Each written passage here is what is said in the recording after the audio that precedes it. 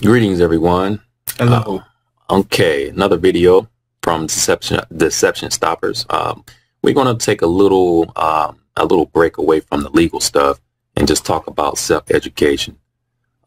Many of you already know about me and self-education when it comes to language learning, but we're going to talk a little bit more about that today. He's going to share his thoughts on that as well. So yeah, we're going to talk a little bit about that and the importance of that. So as you guys know, for me, I'll start first and then he'll go next.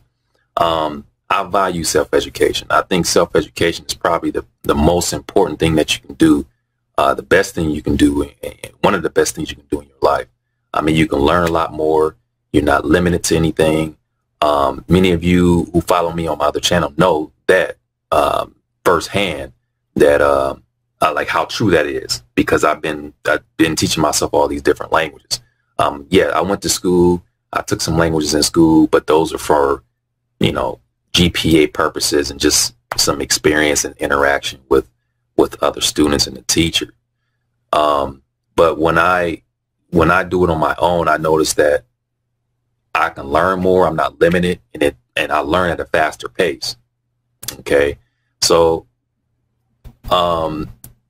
I could say going to school, like, elementary, middle school, and high school, I can say that I did learn some things, obviously reading, like how to read the letters and whatnot, that, some math and stuff like that. I mean, of course, you're going to learn things like that. But the real important stuff, I didn't start learning until after I got out of school. How to do research, how to read. And when I say how to read, I'm not talking about put something in front of me and read. Today I will go to the store and blah, blah, blah. I'm not talking about that reading. I'm talking about actually reading. Like when you read something, you understand it. Maybe you read it twice. Maybe it'll take you a couple times. You have to read it again. But the real definition of reading is being able to read something you read something and you can understand what you're reading. That's what the true definition of reading is. What else? Yeah, and I think people, especially young people, they won't realize the importance of self-education probably until later on, unless they got somebody in their family with that concept, that mindset, whom they could learn from. If you don't have anyone around you who can teach you the importance of self-education, you would never know. You would never know the importance of it. I mean, there's information out there that they don't even teach you in schools.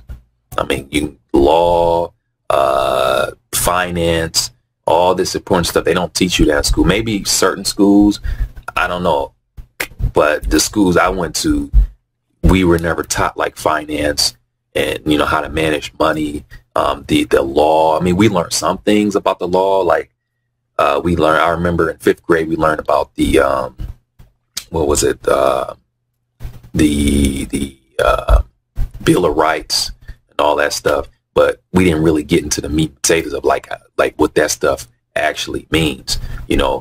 Just recently, the stuff that I'm going through, I'm learning all this stuff just based off of the experience and research, and it's amazing because like in a matter of months, in a month or 2 months, you could learn a lot. If you buck yourself down and do the proper research, you could learn a lot about the law, and the stuff I learned, it makes me sad because I feel that I spent all this time going to a school and was never taught this. We are citizens.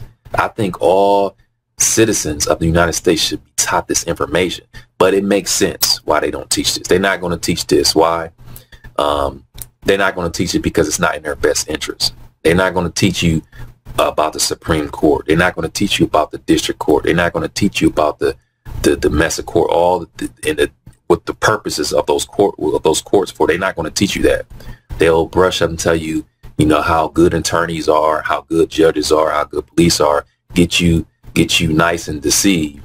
And then once you get out in the real world and get into a real situation, like how I am in now, then you realize you'll drive yourself crazy because you'll be so, what is the word, cognitive distant Yeah. You won't even believe if someone cognitive dissonance. If someone tells you, well, wow, this sounds like they're doing this. You know, if I've never been in that situation before, the first thing I'm coming to my mind is like, this person is insane. He don't know. This guy don't know what he's talking about. Judges aren't like that. Lawyers aren't like that. This is not what I was taught. This is the type of mindset that they put people in when they go through these schools. So self-education is I would like to add that one of the biggest obstacles with self-education that people experience is that fear. When they're approaching something, they become intimidated because they don't have no one there to validate them and say, oh, that's correct. That's correct.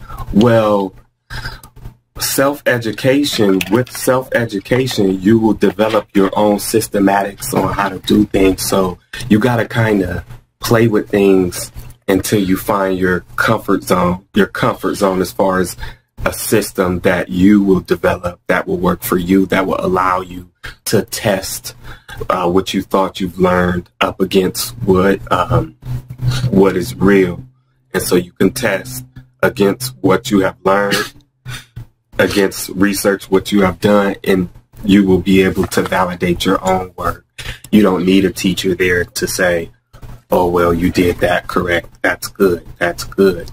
You just read, take in the knowledge. If you have to read it 5 times, 10 times, 50 times, 60 times, 100 times, if you want that knowledge, you will read it as many times necessary for that knowledge to adhere to your mind.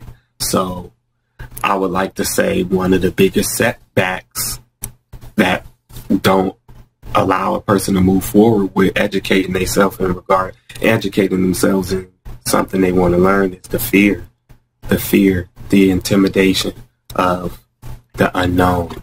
Mm-hmm. And there's so many tools available to us these days that you can use to do research. So I love to use the scientific method. I use that to approach something that I don't know. So I often just test up against, certain facts from my research. But yeah, self-education is key because there's no one there to limit you or to stop you. You can go far and far and far and far and dig and dig and dig and dig and keep going. So that's what I like about being self-educated, is how deep I can go. How much did you learn when you were in school? Like, how do you feel about the school? Like, when you went to school? I would say school after elementary school for me was pretty much mostly learning social skills. Mm-hmm. I would say. Other than that, it was pretty much babysitting. Right. Yeah. To be honest, it was pretty much babysitting. I'm not saying that happens at all schools, but I'm saying in my particular case, it was pretty much babysitting from that point on, because it was nothing. I wasn't being taught anything that I'm using now. Right. Everything that I'm using now, I learned from myself, from self-education, and from elementary school. So that's all I would like to add. So what about the I wanted to what was something else? I think it was about the law, this law stuff. Like, how do you this whole experience about this law stuff? How do you feel about like this? I can actually say that I'm not intimidated by the information, so I'm able to get in the information, read it, understand it. I understand the legal communication very well, and that's why I said the number one thing, in my opinion, that keeps people from being self-educated is the intimidation and fear, and especially as it concerns anything in regards to the medical field or the legal field. those can be very intimidating areas to do research on and areas to try to self-educate yourself on. It's easy to understand that you would feel that you need a teacher there to validate the authenticity of your work or the accuracy thereof. Okay. Yeah, so we're not going to make this video that long. Just want to talk a little bit about that education. Just kind of take a little break away from the the videos that we've been making over the past several weeks. I think our last video we made was like a week ago. We're going to be making another video soon. We try to give like a week. We'll keep the video for at least a week to give people time to watch it before we make other videos. So this is a method that I use on my other channel. I normally will make a video and keep it up there for at least a week, and then I'll make another video if I'm not too busy.